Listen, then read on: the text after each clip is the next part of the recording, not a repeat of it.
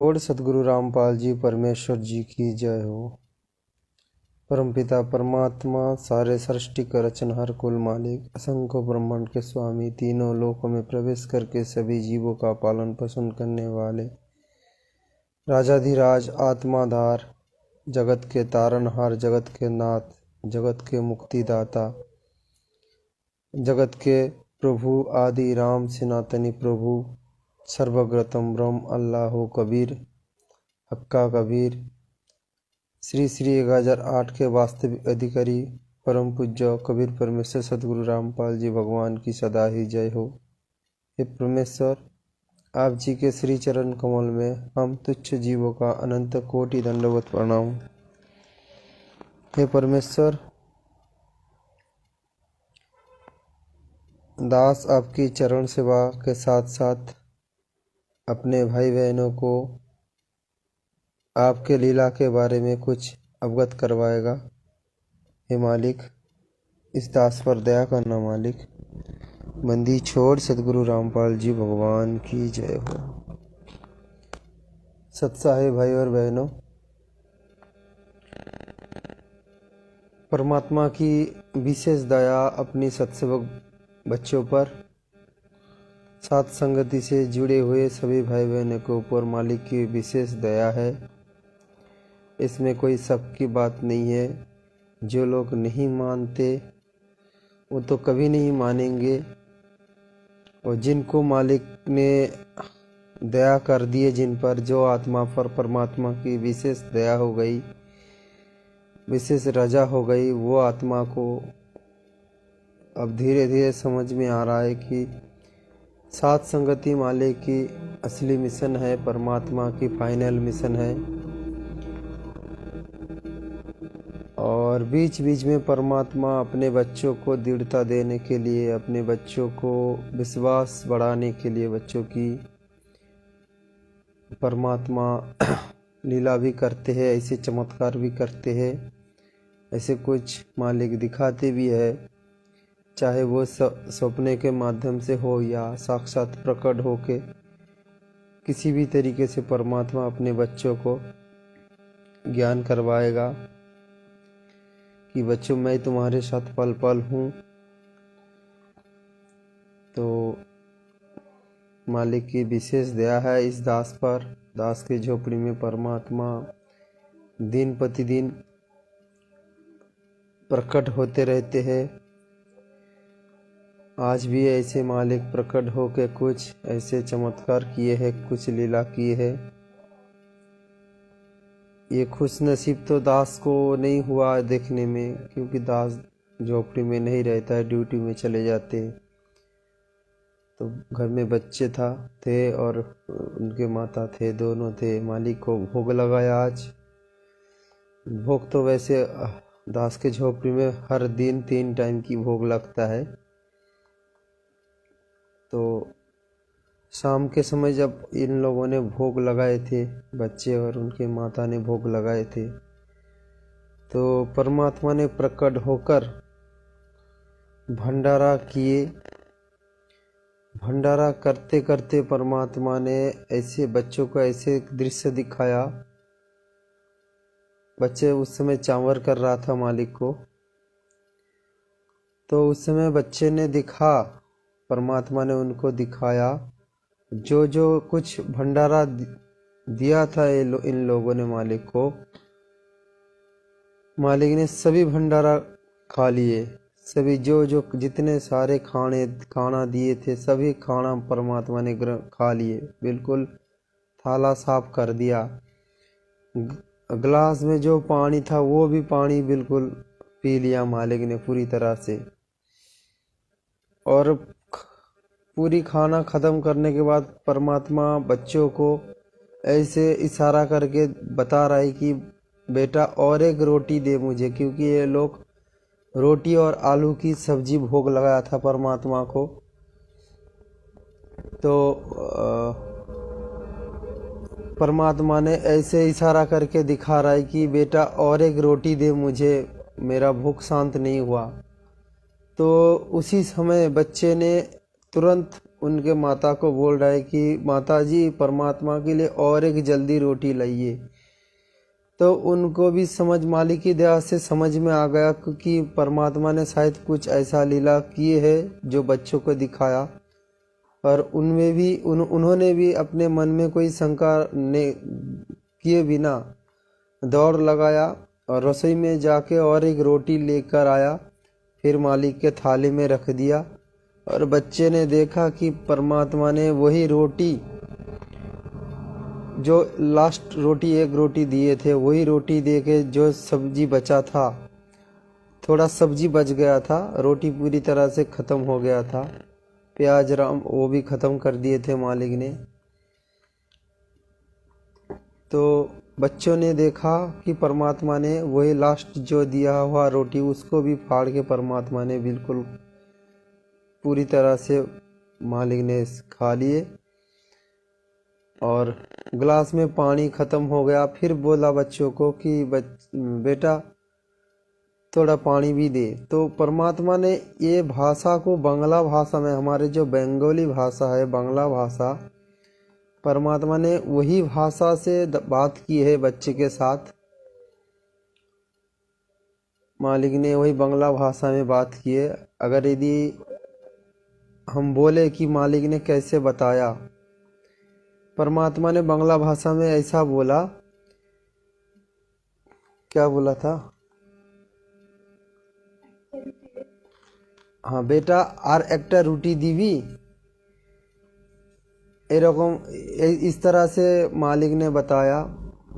और परमात्मा ने जब जलराम के लिए दूसरी बार मांगा तो मालिक ने बांग्ला भाषा में बोला, बेटा আরেকটু জল নিয়ে आए, জল শেষ হয়ে গেছে।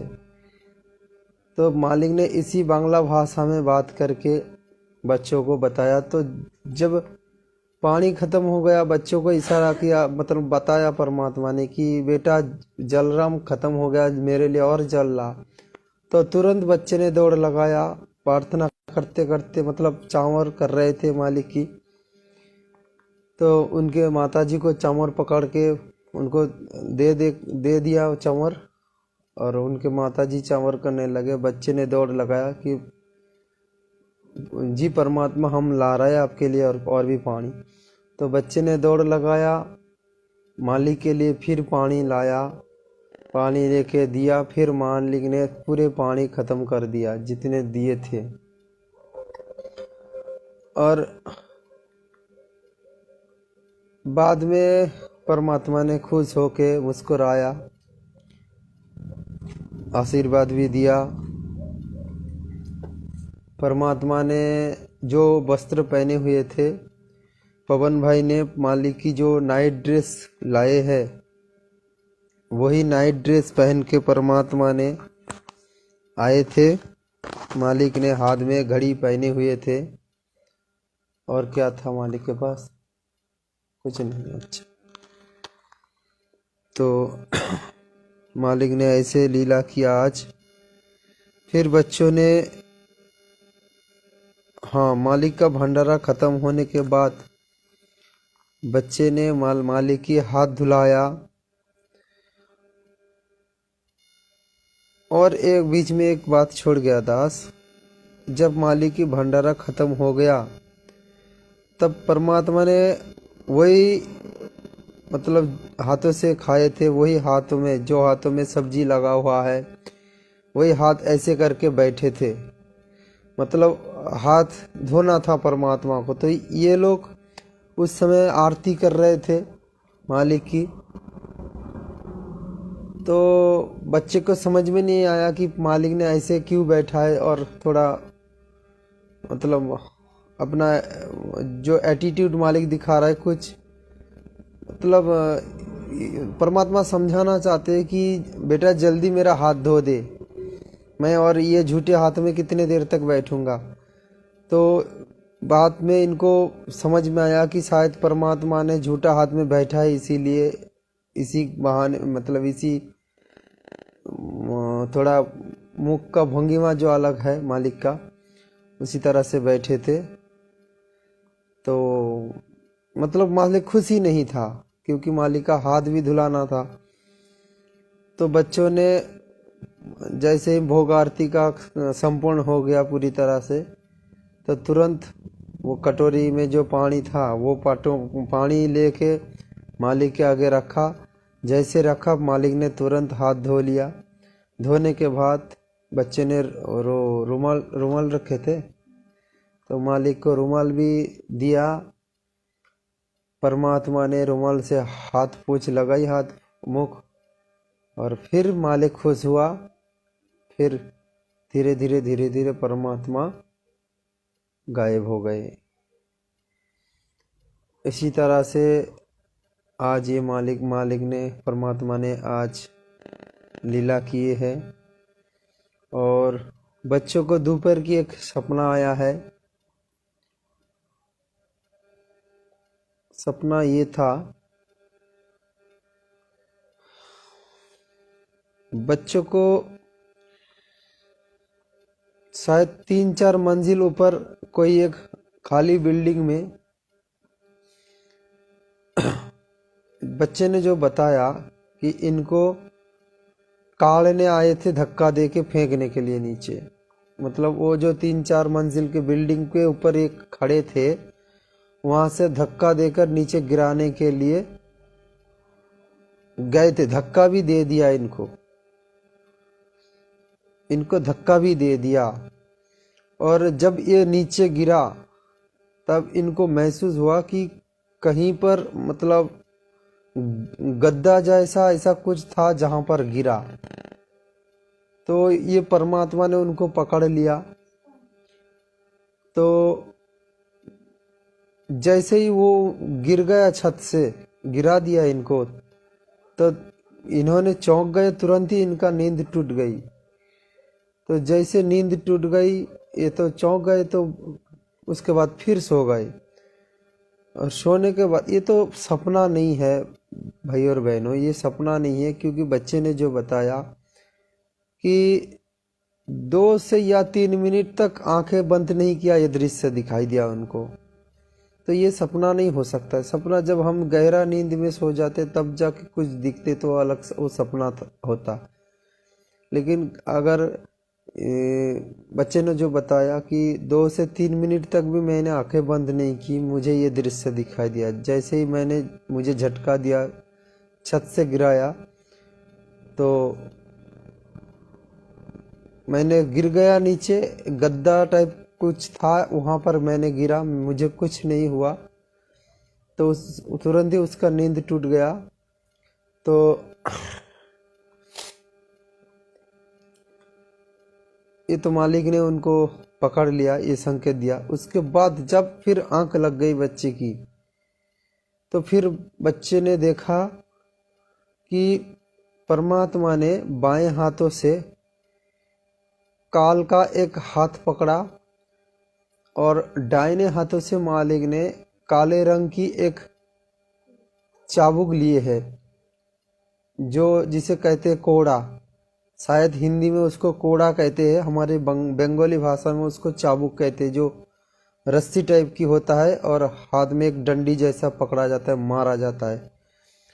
उसको शायद हिंदी में कोड़ा बोलते हैं। पता नहीं आप लोग किस नाम से जानते हो।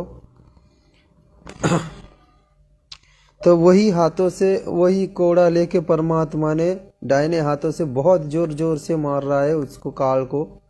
काल आए थे। बच्चे ने बताया कि काले रंग की था, वो जो वस्त्र पहने हुए थे बिल्कुल काले रंग की था, बड़े बड़े बाल थे।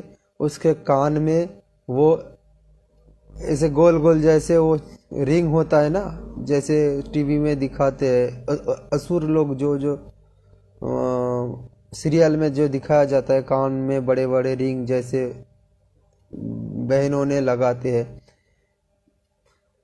क्या बोलते हैं हिंदी में दास को पता नहीं। तो बड़े बड़े रिंग जैसा वो कान में उसका झुला हुआ था, बड़े बड़े दांत उनके बाहर निकाला हुआ था, कम से कम 4-5 इंची तक दांत बाहर निकाला है। मतलब बहुत डरावनी रूप था वो। मतलब बच्चे ने बताया कि जो देखेगा उसको, मतलब वो अपना होश खो बैठेगा, सेंसलेस हो जाएगा बिल्कुल, इतना डरावनी रूप था। तो परमात्मा ने बाएं हाथों से पकड़ के दाएं हाथों से वो चाबुक लेके ऐसे जोर जोर से मार रहा है, वो चिल्ला रहा है बोल रहा है मुझे छोड़ दो, मुझे छोड़ दो, मैं आपके बच्चों को और नहीं मारूंगा और नहीं सताऊंगा।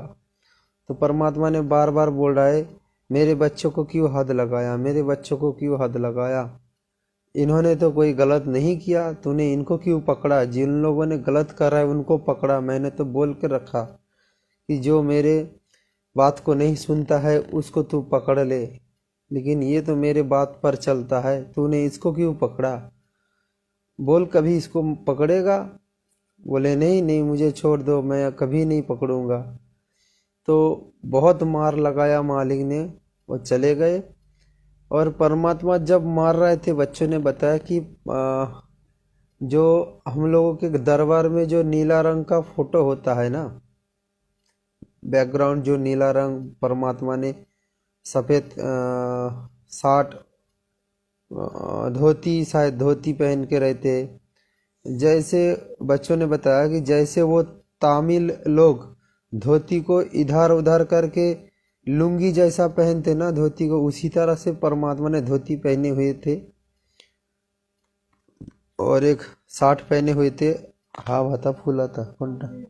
अच्छा पंजाबी, अच्छा अच्छा। तो परमात्मा ने धोती और पंजाबी पहने हुए थे, कमर में गमछा बंद रखे थे मालिक ने, कमर में गमछा को कस के रखा था परमात्मा ने।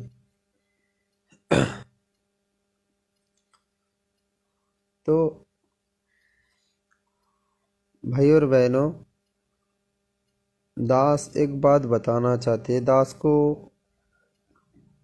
के पास ऐसा कुछ खबर आया कि कुछ भाई बहनों के मन में ऐसा कुछ विचार प्रकट हो रहा है कि सुरजीत भगत जी के घर में सिर्फ ये लीला क्यों हो रहा है, परमात्मा सिर्फ सुरजीत भगत जी के घर में क्यों बार बार प्रकट हो रहा है, उनके बच्चों को बार बार क्यों दिखाई दे रहा है, उनके भगतमती को बार बार क्यों दिखाई दे रहा है।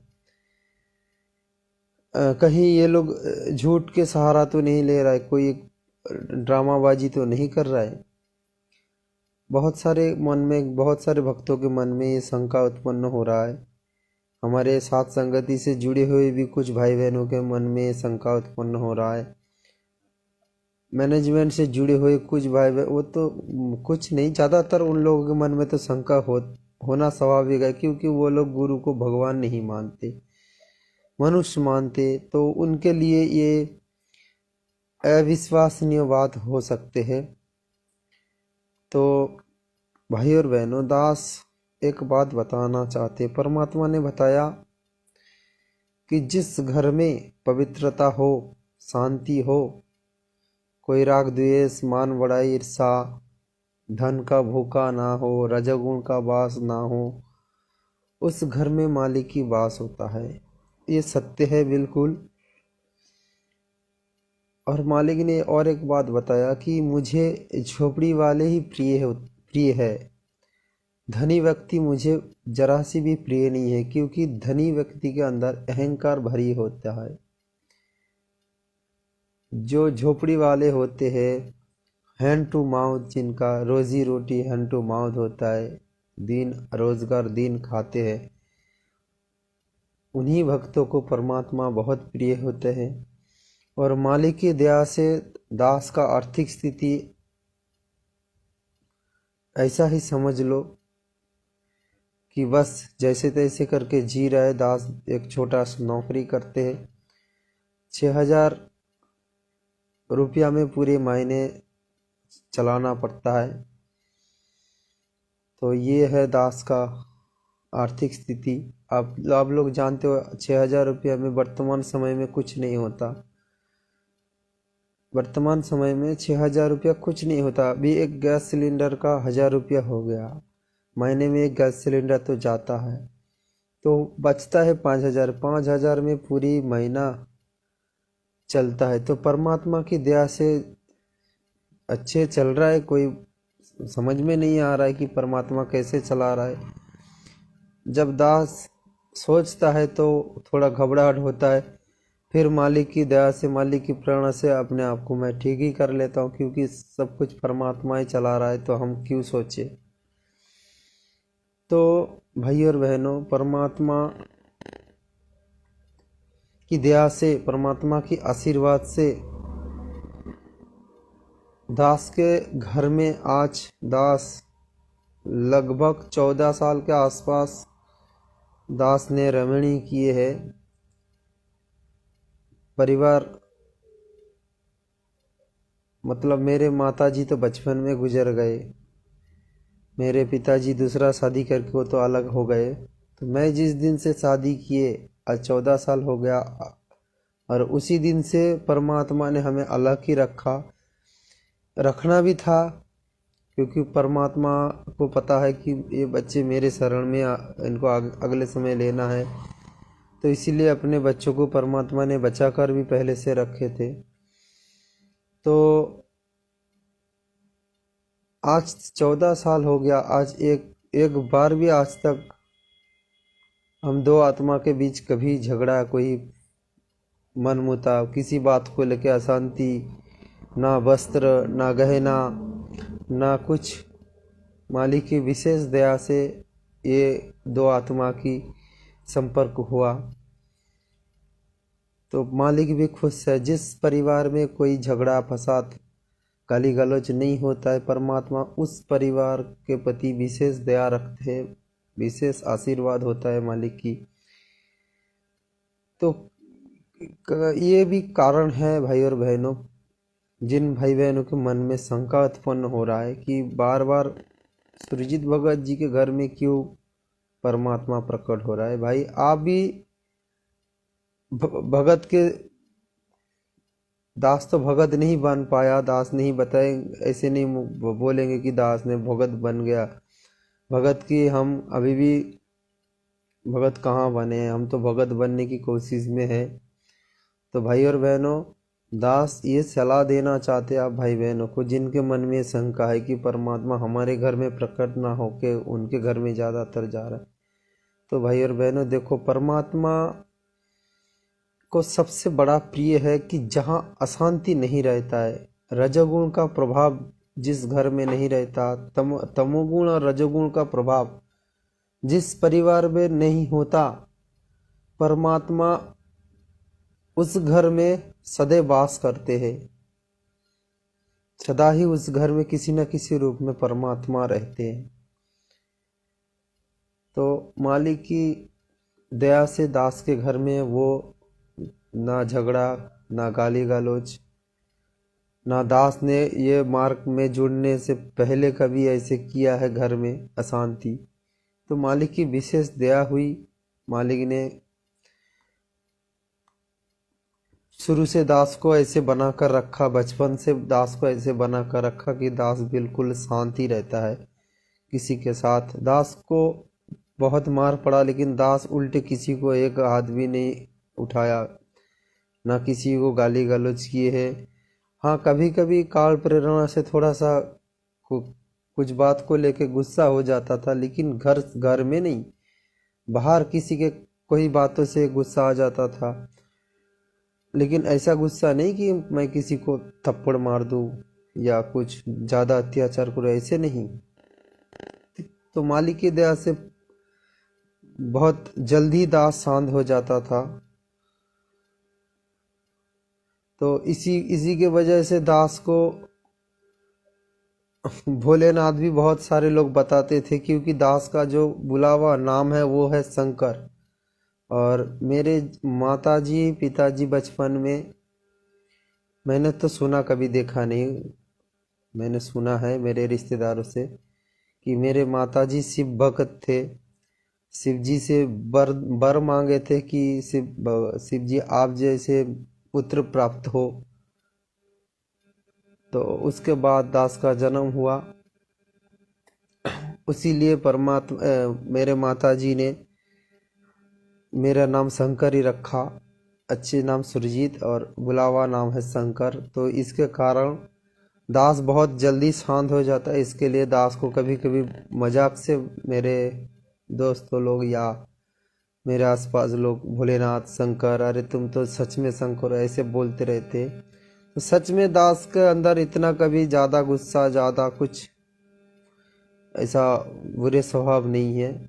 मालिक की दया से दास शुरू से ही शांति रहता है। तो कहने का मतलब है भाई और बहनों, जिस परिवार में ये सब चीज़ नहीं रहता है, ना धन का लोभ, ना जमीन का लोभ, ना गहना के लोभ,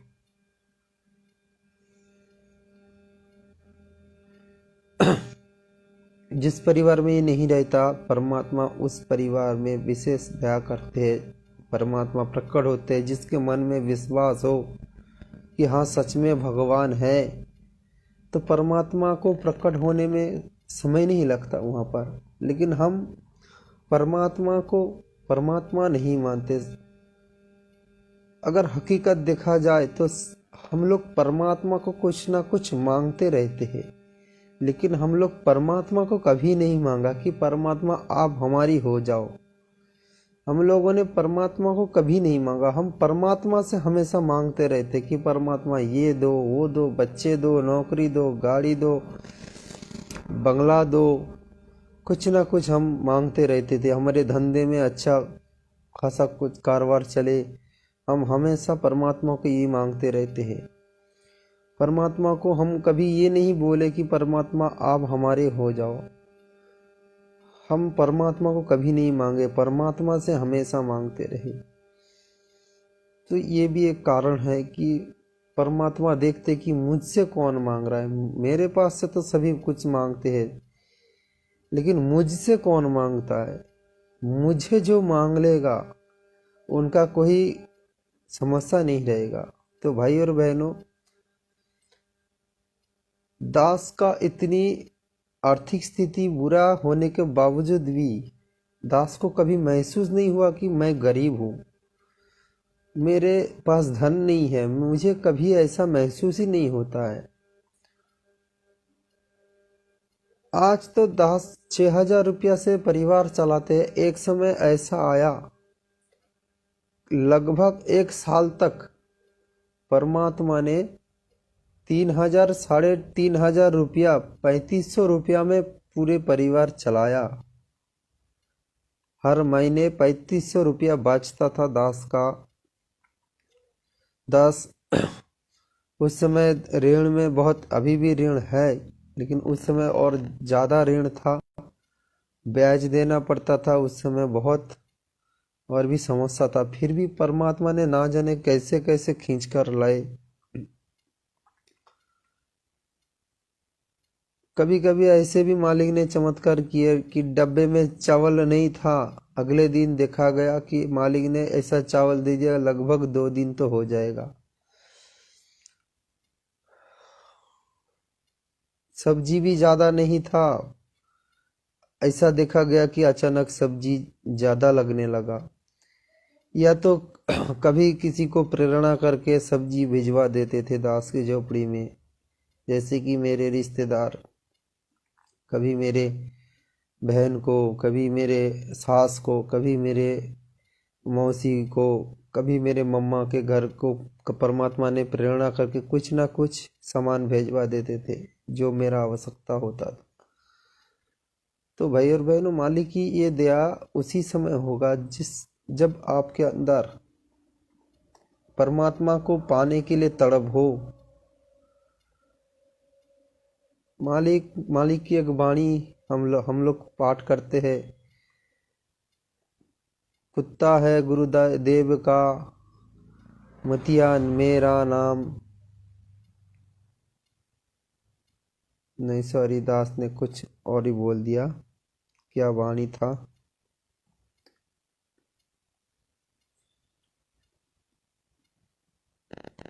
कुत्ता हो गुरुदेव का, मतिया मेरा नाम, गले प्रेम की जेबड़ी, जहाँ खींचूं वहाँ जाऊं मैं।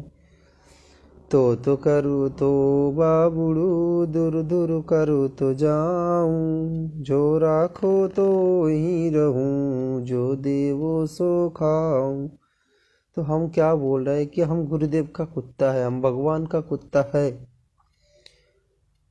परमात्मा हमें जैसे भी रखे, हमें वैसा ही रहना चाहिए, जो मिल जाए हमें वही खाना चाहिए। लेकिन घर में कोई कभी ऐसे भी बहुत सारे परिवार में देखा गया, घर में खाना अच्छी नहीं बना तो राग द्वेष निकलते रहते हैं, अपने पत्नी को आंखें दिखाते हैं लाल करके। तो ऐसे परिवार में परमात्मा नहीं जाते, जो मिल जाते खुशी खुशी में। तो परमात्मा की दया से दास के अंदर मालिक ने ऐसे गुण गुण दे रखा है शुरू से, जो मिल जाता है दास को, चाहे सिर्फ रोटी दे दो या सिर्फ चावल दे दो, दास खा लेता है। दास खाने में कभी भी दास का कोई ऑब्जेक्शन नहीं रहा, और खाने में दास का विशेष रुचि कभी नहीं रहा। ये मालिक की एक विशेष बड़ा मेहर है, शुरू से बचपन से दास के अंदर ये मेहर है परमात्मा की। कभी दास ने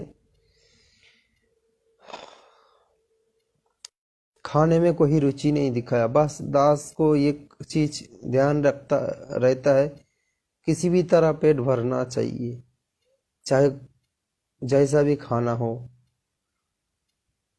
तो मालिक की दया से सब कुछ हो रहा है। भाई और बहनों, वैसे भी तो बताने के लिए मन बहुत करता है। मालिक की दया से पवन भाई को निमित्त बना के परमात्मा ने सभी संदेश आप लोगों को देते रहते हैं। कुछ परमात्मा ने कमी नहीं छोड़ा। बीच बीच में जो देने का आवश्यकता होता है, परमात्मा ने पवन भगत जी को निमित्त बना के आप भाई बहनों तक संदेश भेजते रहते हैं। तो आप भी श्रद्धा पूर्वक घर में बैठ लगाओ, मालिक की ऐसा महसूस करो, मन में ऐसा विचार रखो कि घर में बंदी छोड़ है, हमारे घर में सदैव परमात्मा है। ये जो फोटो देख रहे हो इसको फोटो नहीं मानो, साक्षात परमात्मा की रूप मानो कि परमात्मा बैठे हैं।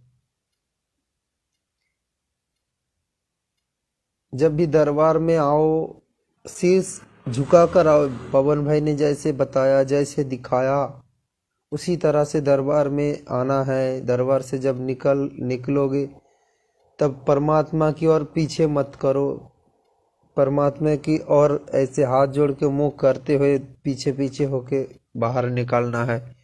ये होता है हमारे एक मर्यादा, क्योंकि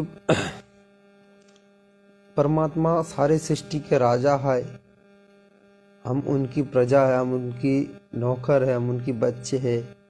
हम परमात्मा की ओर पीठ नहीं कर सकते, ये हमें शोभा नहीं देता है। ये अपमान होता है मालिक की, ये अपमान किया जाता है परमात्मा को। तो बहुत सारे चीज ध्यान रखना पड़ता है, फिर जाके मालिक की दया होता है। तो भाई और बहनों, आप लोगों को भी ये सारे चीज अपनाओ, तो परमात्मा फिर कहाँ दूर बैठा है, आपके नज़दीक ही है। बस आपके अंदर वो गुण होना चाहिए जिस गुण होने के कारण परमात्मा खुश होंगे, और परमात्मा तुरंत ही आपके दरबार में प्रकट हो जाएंगे, आपसे बात करेंगे। आप परमात्मा चाहे तो आपके घर में भी एक दिन रुक सकते हैं।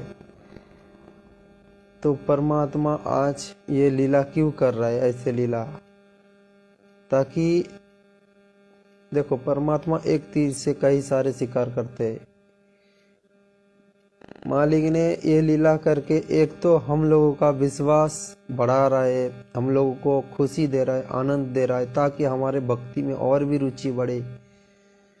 क्योंकि देखो हम लोग संकल्प वाले हैं, हमें अभी तक मंत्र नहीं मिला, तो हम ना तो मंत्र कर सकते, 3 टाइम की हम आरती करते हैं। सुबह नित्य नियम, दोपहर को हम असुर निकंदम रमणी, संध्या आरती शाम को 3 टाइम की आरती करते हैं, और मालिक की शब्द गाते हैं, जो परमात्मा ने पवन भाई को निमित्त बना के जो शब्द बनवा दिया वो शब्द गाते, और मालिक की सत्संग हम लोग सुनते। लेकिन मंत्र नहीं मिला,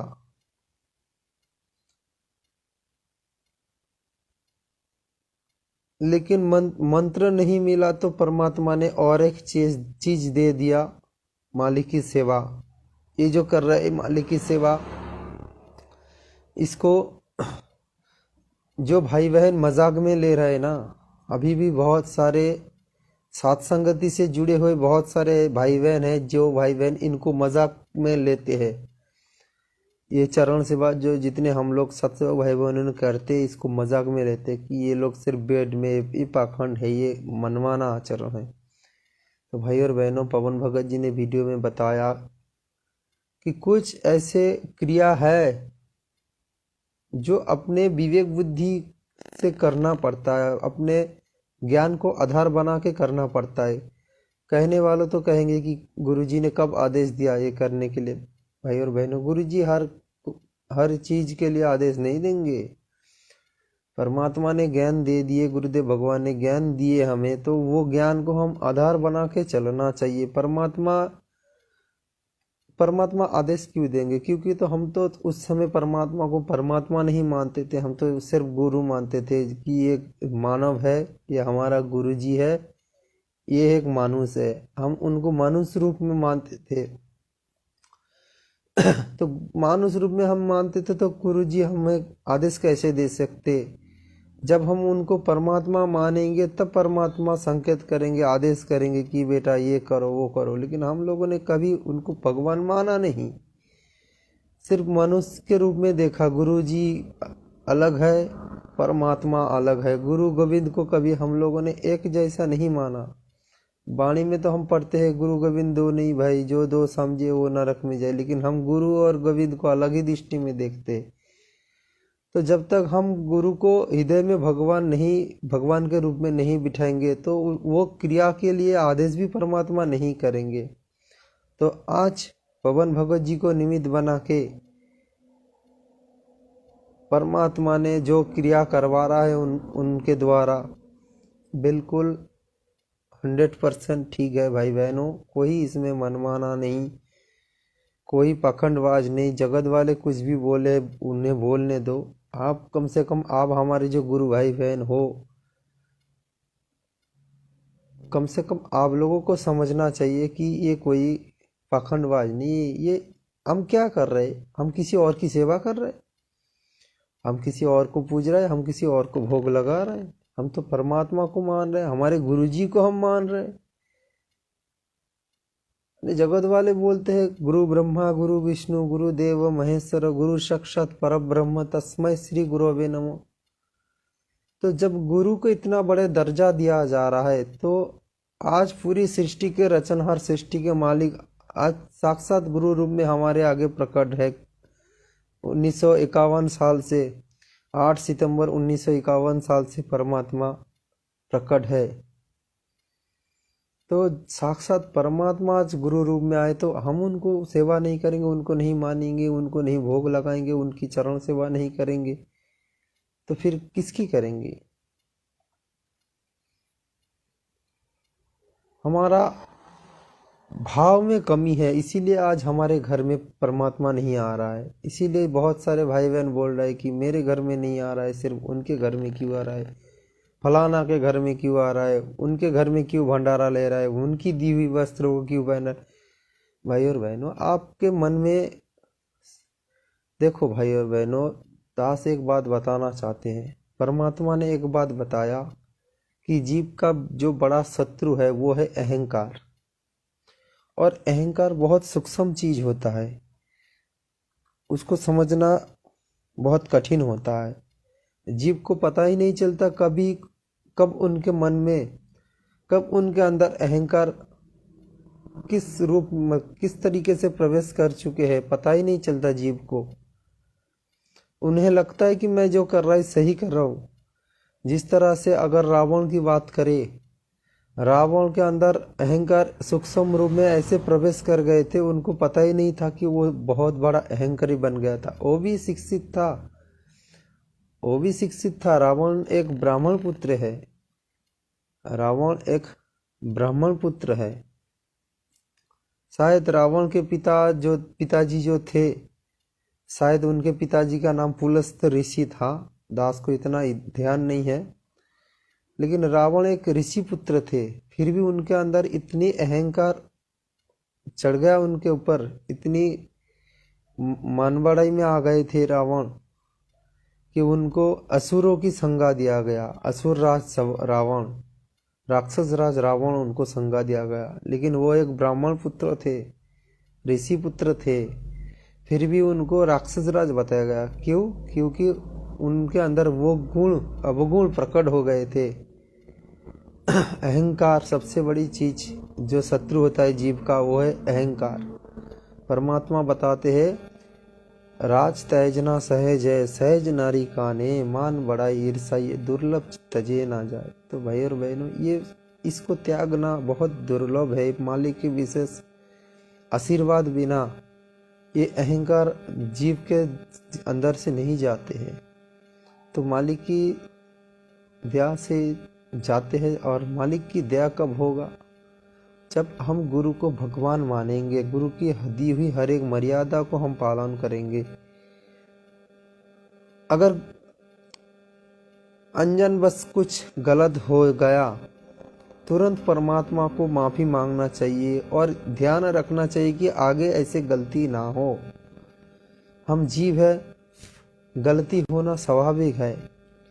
गलती सभी से होता है, हमसे भी होता है, सभी से गलती होता है।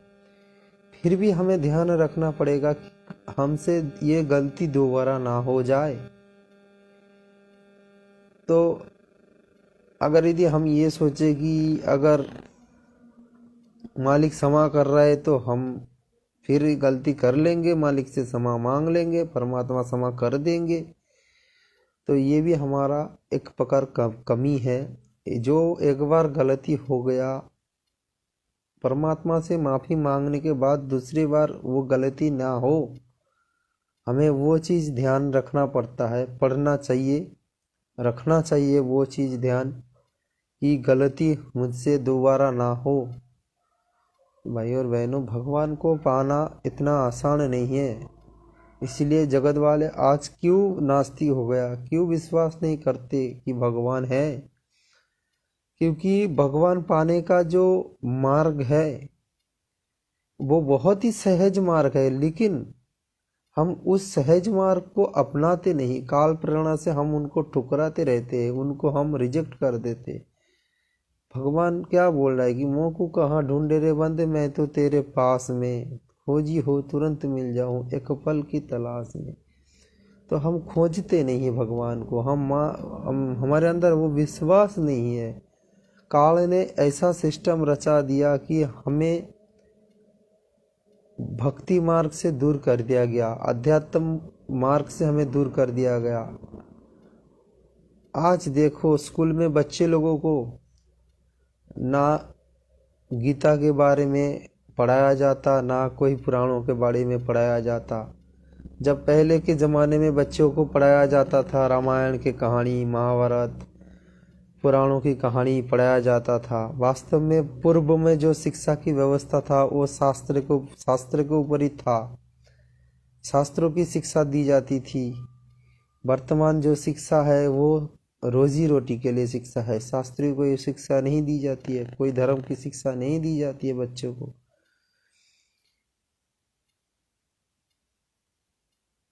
इसीलिए आज समाज ये नास्तिक बन गए, भगवान को भूल गए। लेकिन भगवान पाना बहुत सहज है, बहुत सहज है, इतना सहज है कि शायद आप लोगों को उदाहरण कैसे दूं मैं।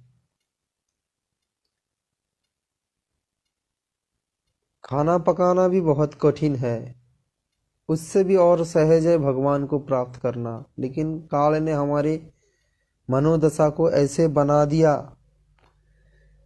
कि भगवान, कुछ लोगों के मन में तो ऐसा विचार होता है कि भगवान नहीं होता है, और फिर भी कोई भगवान को मानता है तो उनको ऐसा लगता है कि भगवान है तो ठीक ही है, लेकिन उनको पाना बहुत कठिन है। भगवान को मिलना इतना सहज नहीं है, क्योंकि हम लोगों ने सुनकर रखे हैं वो ऋषि इतने साल तक तपस्या की है, वो ऋषि इतने करोड़ों हजारों साल तक तपस्या की, तो वो विचार हमारे मन में बैठ जाता है। कि वो ऋषि इतने साल तक तपस्या किए, हम लोगों ने इतने साल तो तपस्या नहीं कर पाएंगे, नहीं कर पाया तो भगवान को कैसे हम प्राप्त कर सकते, नहीं होगा हमसे, भगवान नहीं होगा। तो ये हमारे मन में जो काल भ्रम पैदा कर दिए, बहुत बड़ा गलत विचार हमारे मन में डाल दिए। तो भगवान को पाना बहुत सहज है। प्रेम से भगवान को पाया जाता है। सबसे बड़ी चीज है प्रेम। जब भगवान के लिए हम सब कुछ उजाड़ कर देंगे, सब कुछ भूल जाएंगे, जिस तरह से एक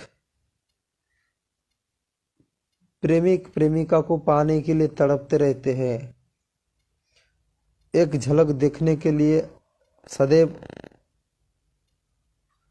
अपना मन को चंचल रखते हैं, कब मिलूं, कब उनकी थोड़ा दर्शन पाऊं, एक दूसरे को देखूं।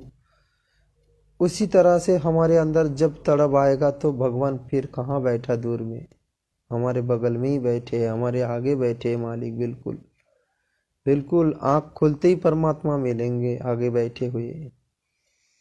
तो हम परमात्मा को उसी रूप में, वही भाव में हम नहीं देखते, हम वो विचार नहीं रखते। कैसे हम रखेंगे, क्योंकि पूरी सारे दिन भर तो काल ने बकवादी मन में भर रखा। पूरी दिन भर झगड़ा फसाद, लड़ाई, रोजगार, बच्चे, बीमारी, बीवी, माता पिता, सास ससुर, सभी बकवादी भर रखा है। भगवान के बारे में जरा सी भी सोचने का मौका ही नहीं दे रहा है काल। तो काल के जो सिस्टम है, वो सिस्टम से हम दूर हो जाएंगे तो फिर परमात्मा हमारे नज़दीक है, बिल्कुल नज़दीक है। तो भाई और बहनों, परमात्मा को पाना इतना सहज भी है और कठिन भी है। कठिन कैसे कि काल के जो बनाई हुई सिस्टम को यदि हम तोड़ सकते तो हमारे लिए बहुत सहज है, और यदि हम उनको नहीं तोड़ सकते तो ये हमारे लिए फिर कठिन ही है।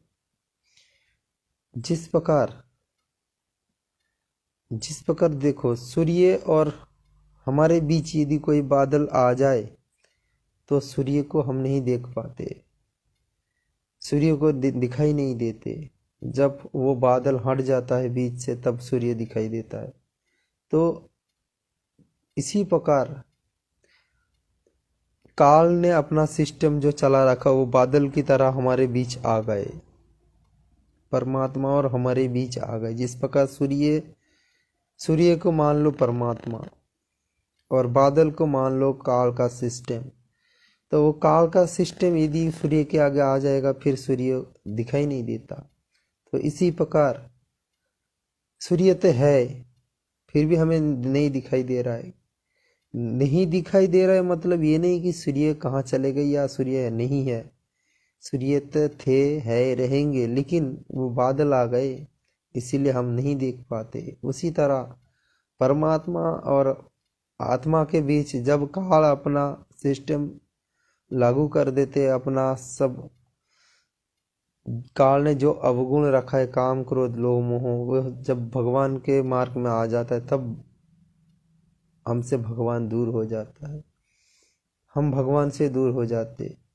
भगवान तो हमसे दूर नहीं होता है, लेकिन हम भगवान से दूर हो जाते हैं। हम भूल जाते हैं हमारे असली बाप को, हम भूल जाते हैं। जिस प्रकार एक बच्चों को खिलौना देने के बाद उसका रोना धोना बंद हो जाता है, वो खिलौना लेके खेलते रहते हैं, उसी प्रकार हम अज्ञानी जीव उसी तरह काल की दी हुई धन दौलत सोना दाना काल कोठी में हम फंस जाते, बीवी बच्चों में हम फंस जाते हैं। परमात्मा ने एक सत्संग में बताया कि जो तुम्हारे रिश्तेदार देख रहे हो, चाहे तुम्हारी पत्नी हो, माता हो, पिता हो, संतान संतति कुछ भी हो, ये काल की माया है। परमात्मा ने सत्संग में बताया कि ये काल की माया है। काल इसी माया में तुम्हें बंध के रखना चाहते हैं, और तुम्हारे असली जो परिवार है, असली जो पिता है, असली भाई बहन है, उससे तुम्हें दूर रखना चाहते काल इसीलिए ये माया रच देते तुम्हारे आगे। जिस समय तुम माता के गर्भ से निकलते हो उसी समय तीन गुण तुम्हारे ऊपर लागू हो जाता है, त्रिगुण फिर हो जाता है तुम्हारे ऊपर। धीरे धीरे हम बढ़ते रहते हैं, धीरे धीरे काल अपना गुण हमारे ऊपर लागू करते रहते हैं। जो 5 अवगुण है काल का, धीरे धीरे हमारे ऊपर लागू होता रहता है। जब हम युवा हो जाते हैं तब प्रेम के बंधन में बांध देते हैं, स्त्री के प्रेम के बंधन में, तो हम स्त्री के प्रेम में बंधन में बंध जाते हैं। बंधनों में बंध के फिर संतति उत्पन्न करते हैं, फिर वही संतान संतति में हम फंस जाते हैं। काल हमें बांध के रख देते, फिर उनका बड़ा करना, उनको खिलाना पड़ाना, सब कुछ करवाना, डॉक्टर दिखाना, कुछ बीमारी हो जाए तो उनके पीछे पैसा बर्बाद करना, फिर उनको कोई नौकरी दिलाना, कोई काम धंधा में सेटिंग करना, उसको लेके चिंता होना कि बच्चे बड़े हो गए, कैसे उसको स्टैंड करवाऊं, क्या उसका रोजगार दिलाऊं, वो टेंशन बनी रहते। फिर उनके लिए लड़की देखना, उनके लिए शादी करानी है, बेटी हो तो जमाई देखना है, बेटा हो तो बहू लाना है। इस चक्कर में हम फंस जाते, फिर पोता पोती, यही चक्कर में पूरी जीवन हम अपना नष्ट कर देते। परमात्मा ने इसीलिए बताया कि बच्चों ये सारे चीज काल की माया है। जिस माता पिता तुम देख रहे हो, जिस बेटा बेटी देख रहे हो, पत्नी देख रहे हो, ये सभी काल की माया है। इसमें मत फंसो, इसमें मत फंसो। तो जिस दिन हम इस चीज को समझ सकेंगे उस दिन परमात्मा हमारे बिल्कुल बिल्कुल आगे है। ऐसे आगे है कि हम परमात्मा के गले लग सकते हैं, परमात्मा की हम गले लग सकते, इतना ही नजदीक परमात्मा हमारे बैठे हैं, लेकिन हम समझ नहीं पाते।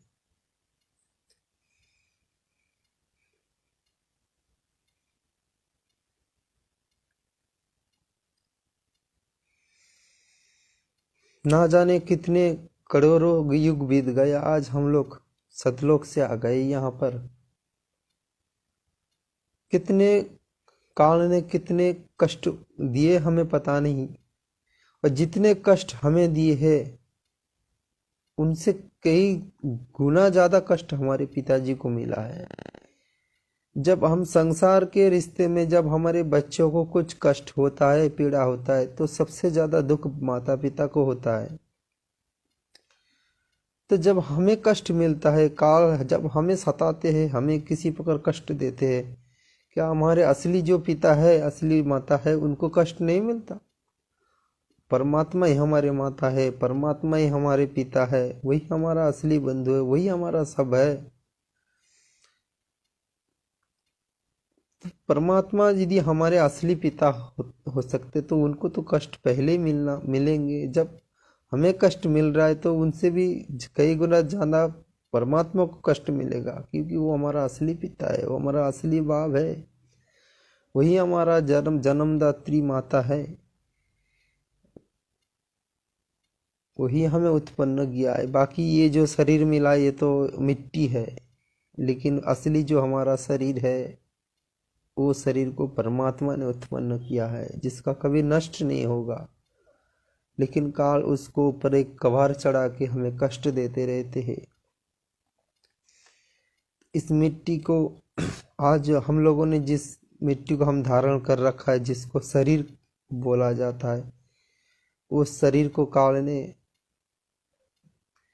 कैसे कैसे सजा के पूरी दुनिया को बर्बाद करने लग गया। तो भाई और बहनों, परमात्मा को पहचानो, और हमारे जो असली घर है, हमारे जो असली परिवार है, वहाँ की चिंता करनी है हमें, यहाँ की चिंता नहीं करनी है। यहाँ का चिंता हमें छोड़ना है, तब जाके परमात्मा प्राप्त होगा हमें। परमात्मा प्राप्त मतलब परमात्मा तो अभी भी शरीर यहाँ पर प्रकट है, हम सबसे मिल रहा है, दर्शन भी दे रहा है। आज तो चलो मालिक लीलावश जेल धाम में बैठे हैं, जब परमात्मा बाहर आएंगे तब तो सभी भक्तों से मिलेंगे, तो परमात्मा को तो प्राप्त मतलब ये प्राप्त नहीं है। परमात्मा को प्राप्त मतलब जब हम सतलोक में सदा सदा के लिए जाएंगे, मालिक की सेवा करेंगे, मालिक के नज़दीक हम रहा करेंगे, वही होता है असली प्राप्त। ये तो प्राप्त नहीं है भाई और बहनों। ये परमात्मा हम लोगों को थोड़ा दया बख्शा के हम हमारे पास परमात्मा आए हैं, हमें ज्ञान दे रहा है, हम लोगों को सही ज्ञान दे के हमें हम लोगों को ले जाने के लिए मालिक आए हैं। लेकिन असली प्राप्त वो वही होगा जब हम लोग सतलोक जाएंगे। तो भाई और बहनों, आज बंदी छोड़ सतगुरु रामपाल जी भगवान साक्षात सह शरीर प्रकट है। उनकी चरण सेवा करो, उनकी सेवा करो, कुछ भी सेवा करो, किसी भी तरह उनको मनाओ। जगत वालों को हम मनाते रहते हैं, कुछ हमारे साथ कोई दुर्व्यवहार करते तो हम अपने स्वार्थवश हम उनको मनाते रहते हैं। कोई ना कोई उनके पीछे स्वार्थ छुपा रहता है जब हम मनाते किसी को। लेकिन जिनको मनाना चाहिए, जिनको मनाने से हमें सब कुछ मिलेगा, हम उनको नहीं मनाते, हम उनको रुठाते हैं, दुखी करते हैं। वास्तव में जो हमको खिला रहा है, जो पहना रहा है, जो हमें जीवन दिए है, हम उनको रुठाते हैं। हम कहते हैं कि माता पिता हमारे भगवान हैं। ये तो काल ने ये हमारे मस्तिष्क में ये गलत विचार डाल दिया कि माता पिता ही भगवान है। बात को उल्टा दिया काल ने, भगवान ही हमारे असली माता पिता है। लेकिन हम उस बात को उल्टा कर दिया कि माता पिता ही भगवान है। बहुत सारे लोग बोलते हैं कि माता पिता ही भगवान है। अगर माता पिता भगवान है, जब एक माता पिता के आगे एक संतान की मृत्यु हो जाता है, तब फिर कहाँ जाता है वो भगवान, कहाँ जाता है वो माता पिता? क्यों नहीं बचा पाते? जब 2 साल 3 साल के बाद एक दूसरे के साथ लड़ाई झगड़ा करके अलग हो जाता है, डिवोर्स हो जाता है, तब कहाँ ध्यान रहता है उस बच्चे के बारे में, उस माता पिता की? तब भगवान कहाँ खो जाते हैं। भगवान के बीच कभी झगड़ा फसाद होता है, दास के साथ बहुत सारे लोगों के बीच में ऐसा चर्चा होता है, दास पूछते हैं उन लोग। हाँ, इस संसार में हम जितने दिन रहेंगे उनका हम ऋणी हैं, क्योंकि एक संतान को जन्म देने में माता को बहुत कष्ट उठाना पड़ता है, पिता को भी बहुत कष्ट उठाना पड़ता है। तो जितने दिन हम इस संसार में रहेंगे हम उनकी ऋणी हैं। उनके ऋण तो हम उतार नहीं सकते लेकिन जितने दिन हम सहशरीर रहेंगे उतना दिन उनकी सेवा करना, उनकी अच्छे खासा व्यवस्था देना, जितना हो सके समर्थ हम जितना हो पाए, परमात्मा की दया से जो मिला है जिस तरह से, उसी अनुसार उनकी सेवा करना है। ऐसा नहीं कि माता पिता को नफरत करो, लेकिन ये भी देखना है कि हमें मोक्ष कैसे मिलेगा। माता पिता की सेवा करने से पुण्य मिलता है, मोक्ष नहीं मिलता। बहुत सारे लोग बोलते हैं कि माता पिता की सेवा करो भगवान मिल जाएगा। माता पिता की सेवा करने से भगवान खुश होता है, ये सत्य है। माता पिता की सेवा करने से हमारा कुछ पुण्य बनता है, लेकिन मोक्ष प्राप्त नहीं होता है। मोक्ष प्राप्त के लिए भगवान को मनाना पड़ेगा, भगवान को प्राप्त करना पड़ेगा, फिर जाके हमें मोक्ष मिलेगा। आज भगवान गुरु रूप में आए हैं, हमें जो ज्ञान दिया है, हमें जो भक्ति दिया है, हमें जो विधि बताई है, उसी विधि से हम चलेंगे तो भगवान भी खुश होंगे, और भगवान खुश हो जाएंगे तो फिर हमें पार होने में देर नहीं है। तो भाई और बहनों, मालिक की सेवा करो, मालिक को खुश करो। ये हम भगत की लक्षण भी होना चाहिए, धर्म भी है। और परमात्मा जब बता दिया कि ये मिशन हजारों साल तक चलेंगे, तो मालिक कुछ लीला भी तो ऐसा करेंगे, गवाह तो तैयार करेंगे ऐसे लीला। जब हम भगत भाई बहन जगत वाले से चर्चा करेंगे, बताएंगे कि भाई परमात्मा हमारे घर में आते हैं, खाना खाकर जाते हैं, भंडारा लेकर जाते हैं, तब उन लोगों के मन में प्रेरणा होगा, उन लोगों के मन में आनंद आएगा। धीरे धीरे वो भी भक्ति मार्ग में जोड़ने के लिए कोशिश करेंगे। जिस प्रकार आज जो जितने सारे महाराज लोग हैं बाबाओं ने, जो जैसे कि धीरेन्द्र शास्त्री, अनिरुद्ध आचार्य जी, देवकीनंद ठाकुर जी, जिस प्रकार आज कथा सुनाते हैं, जब कथा सुनाते हैं तब माता बहनों ने बैठ के रोते, भगवान ने ऐसे ऐसे लीला किए थे, भगवान ने इसका झूठा खा लिया, उसका झूठा खा लिया, उनके साथ ऐसे लीला किया। तब जगत वाले बैठ के रोते हैं, भगत लोग बैठ के रोते हैं, और उनके मन में प्रेरणा होता है, भक्ति जागता है। जिनको इष्ट में वो मानता है उनके पीछे दौड़ता है। तो आज हम लोगों ने जिनको इष्ट रूप में माना, असली जो भगवान है, वास्तव में देखा जाए कि आज श्री कृष्ण जी के रूप में जो लीला सुनाया जाता है, श्री कृष्ण जी का, ये बंदी छोड़ सदगुरु रामपाल जी भगवान ने आधे से भी ज्यादा लीला श्री कृष्ण जी के रूप में किए। अगर श्री कृष्ण जी के रूप में वो लीला ना करते तो आज ये सारे इतने भगत समझ नहीं रहते, आज इतना भगत नहीं रहते। तो परमात्मा ने इसीलिए लीला की है पहले से, ताकि इस समय तक सभी के अंदर वो भक्ति जगा रहे। मालिक भक्ति जगाने के लिए ये सब लीला किए थे।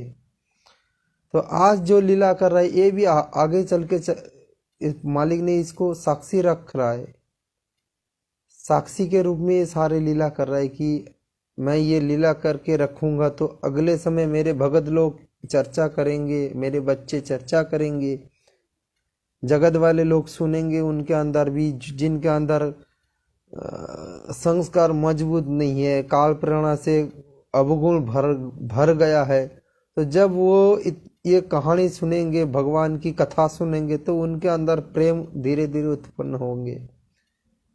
तो इसीलिए मालिक आज ये सारा लीला कर रहा है, आज ये खेल खेल रहा है। नहीं तो भगवान को लीला करने की फिर क्या आवश्यकता है। भगवान अपने भक्तों के लिए लीला करते, अपने भक्तों को दृढ़ता देने के लिए, अपने भक्तों को भक्ति मार्ग में बचा कर रखने के लिए, ताकि मेरे बच्चे डगमग ना हो।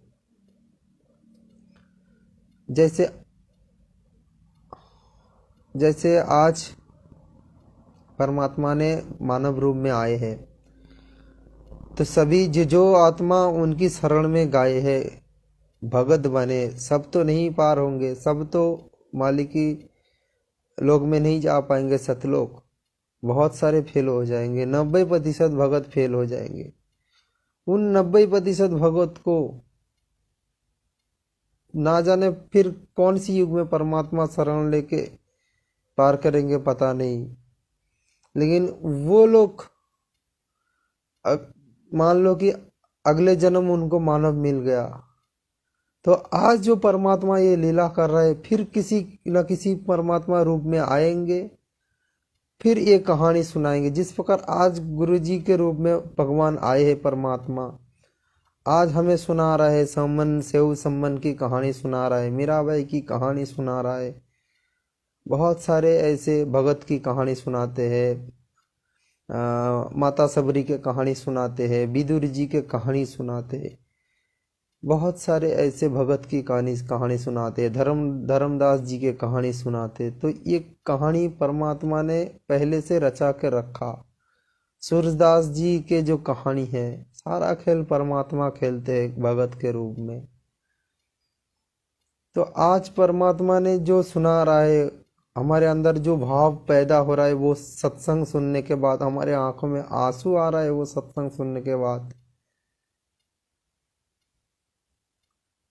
क्यों आ रहा है हमारे आंखों में आंसू? कि परमात्मा ऐसे सुना रहा है, ऐसे कहानी। द्रौपदी को जब वस्त्र हरण हुआ था, उनको जो वस्त्र मिला था किस लिए मिला था? क्योंकि उनके पूर्व की जो संस्कार मालिक ने जोड़ दिया था, तैयार कर दिया था उनसे, लंगोट में कपड़ा लेके। एक टुकड़ा कपड़ा लेने के बाद परमात्मा ने उनको ढेर सारे कपड़ा दे दिया। तो आज वो कहानी हम सुन रहे हैं, हमारा दिल गदगद हो रहा है। तो आज ये कहानी यदि परमात्मा ना करते, पहले लीला ना करते, तो आज परमात्मा क्या सुनाते हमें, हम लोगों को क्या ज्ञान देते, कैसे हमारे अंदर भक्ति जागता। तो इसी प्रकार आज जो लीला परमात्मा कर रहा है, ये अगले पीढ़ी के लिए, अगले समय जो आत्मा, जगत वाले आत्मा मालिक के शरण में आएंगे, अगले पीढ़ी जब मालिक के शरण में आएंगे, उस लोगों के लिए परमात्मा ने ये लीला आज कर रहा है, ये नज़ीर रख रहा है, इतिहास बना रहा है मालिक। जिस प्रकार आज हम लोग सुनते हैं परमात्मा 650 साल पहले आए थे, गेहूं को बीज में काट दिया था, उसको जोड़ दिया परमात्मा ने ये लीला किया, वो लीला किया, वो चमत्कार किया। जिस प्रकार आज हम लोग सुन के हमारे दिल गदगद हो रहा है, हमें खुशी मिल रहा है, तो उसी प्रकार अगले पीढ़ी के आगे परमात्मा जब किसी न किसी गुरु रूप में तो मालिक अवश्य आएंगे। क्योंकि अपने बच्चों को मालिक बचा के रखने के लिए किसी न किसी रूप में परमात्मा आते रहते हैं। ना जाने इस समय परमात्मा किस किस रूप में खेल खेल रहा है, किस किस रूप में लीला कर रहा है, पता नहीं। हम ये समझ रहे कि परमात्मा जेल में बैठे, नहीं, यह हमारी गलतफहमी है। परमात्मा ना जाने किस किस रूप में, मालिक की वाणी है, मालिक की एक वाणी है,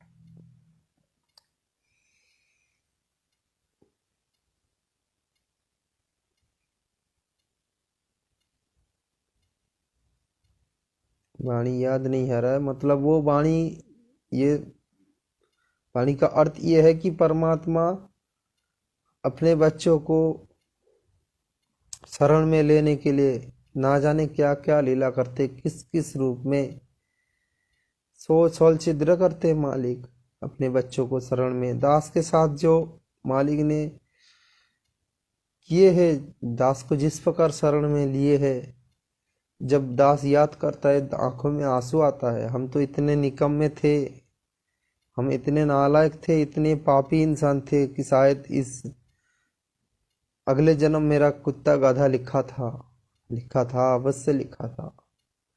इस जन्म में मेरा नरक जैसा जीवन हो जाता अगर मालिक शरण में ना लेते। हम लोगों ने कितने पाप कर्म किए, कितनी मांस मछली खाए हैं, कितने अंडा खाए हैं, कितने दोस्तों के साथ सिगरेट बीड़ी फूके हैं, शराब पिए दोस्तों के साथ, पता नहीं क्या कितने गलत गलत काम हो गया हम लोगों से। तो आज बंदी छोड़ने हम लोगों को शरण में लेके जो दया बख्शा, कौन सी जन्म की पुण्य की भाग मिल रहा है आज हम लोगों को। तो भाई और बहनों, किसी भी तरह परमात्मा को खुश करना है हमें। परमात्मा को हम खुश करेंगे तो हमें मोक्ष मिलेगा। मंत्र तो सिर्फ एक बहाना है। बहुत सारे भक्तों को उनको ये समझ में आता है कि मंत्र से हम पार हो जाएंगे, मंत्र नहीं मिलेगा तो फिर हम पार नहीं हो पाएंगे, हम सतलोक नहीं जा पाएंगे। मंत्र तो एक बहाना है। मालिक ने बोला मंत्र एक बहाना है, सत्संग में बीच में संकेत कर दिया मालिक ने। सच में मंत्र एक बहाना है, किसी भी तरह जीव को जोड़ना है। मालिक ने बताया जीव को शरण में लेने के लिए एक बहाना है मंत्र, नहीं तो असली जो चीज है वो है मालिक की आशीर्वाद, मालिक की रजा, परमात्मा की कृपा से हम पार होंगे। मालिक ने बताया कि कितने सारे लोग लाखों लाखों माला गिन लिए मंत्र से, फिर भी फेल हो गए। क्यों? अगर मंत्र पार करते तो फेल क्यों हुआ वो लोग? हजारों हजारों लाखों लाखों माला कर लिए उन लोगों ने, फिर भी फेल हो गए। क्यों? क्योंकि सिर्फ माला ही गिनता रहा, मंत्र जप करता रहा वो लोग। भगवान को कभी नहीं चाहा, भगवान के विचारों से कभी अपना विचार नहीं मिलाया कि भगवान का विचार जो है हमारे विचार वही है कि नहीं। भगवान के लोग जाने के लिए भगवान के जैसा भी तो विचार होना चाहिए, भगवान के जैसा भी तो गुण अपने अंदर लाना चाहिए, तब जाके तो हम भगवान के लोक में जाएंगे, भगवान की दर्शन करेंगे, भगवान को हम घर में प्रकट करवाएंगे। अगर हमारे अंदर भगवान के जैसा गुण नहीं है तो भगवान से कैसे मिल सकते हम? तेल के साथ तेल मिलता है, पानी के साथ पानी मिलता है, लेकिन पानी, तेल और पानी कभी नहीं मिलता, क्योंकि इसका गुण उनका गुण अलग है। इसीलिए परमात्मा के साथ मिलने के लिए परमात्मा जैसा गुण प्रकट करना चाहिए अपने अंदर। तो भाई और बहनों, रात भी हो चुका है, सुबह नित्य नेम करना है। भाई और बहनों, आप लोग मालिक की इस तरह से सेवा करते रहो, मालिक को खुश करते रहो, परमात्मा को अपने घर में प्रकट करते रहो। बंदी छोड़ की दया से सब होगा। बंदी छोड़ सदगुरु रामपाल जी भगवान की जय हो। सभी भाई बहनों को दास का प्यार भरा सत साहिब।